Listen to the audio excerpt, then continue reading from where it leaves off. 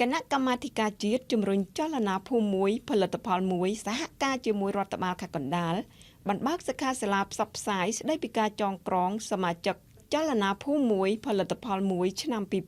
2025និងចែកវិញ្ញាបនបត្រទទួលស្គាល់សមាជិកចលនាភូមិមួយផលិតផលមួយឆ្នាំ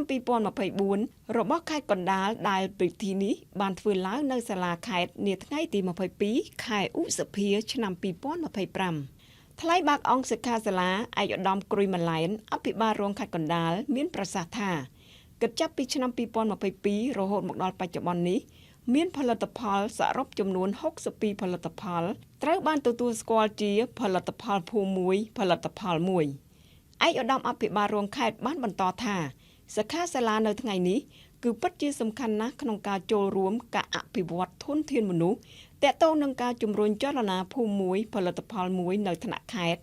ឲ្យទទួលបានចំណេះដឹងបទពិសោធន៍និងចូលរួមចំណែកកាត់បន្ថយភាពក្រីក្រកាត់បន្ថយចំណាក់ស្រុកលើកកម្ពស់ជីវភាពរស់នៅនិងគុណភាពជីវិតរបស់ប្រជាជននៅតាមសហគមន៍ថ្លែងក្នុងសិក្ខាសាលានេះដែរឯកឧត្តមផលសុជាតិអគ្គលេខាធិការគណៈកម្មាធិការជាតិជំរុញចលនាភូមិមួយផលិតផលមួយបានបញ្ជាក់ថាការរៀបចំសិក្ខាសាលានេះឡើងដើម្បីជំរុញដល់ការផលិតកែច្នៃផលិតផលកសិកម្មសិប្បកម្មនិងសេវាកម្មនានាជាមូលដ្ឋានឲ្យឆ្លើយតបទៅនឹងតម្រូវការទីផ្សារក្នុងស្រុកនិងក្រៅស្រុកបម្រើដល់វិស័យទេសចរណ៍និងការអភិវឌ្ឍសេដ្ឋកិច្ចជាតិឯកឧត្តមអគ្គលេខាធិការបានបន្តថា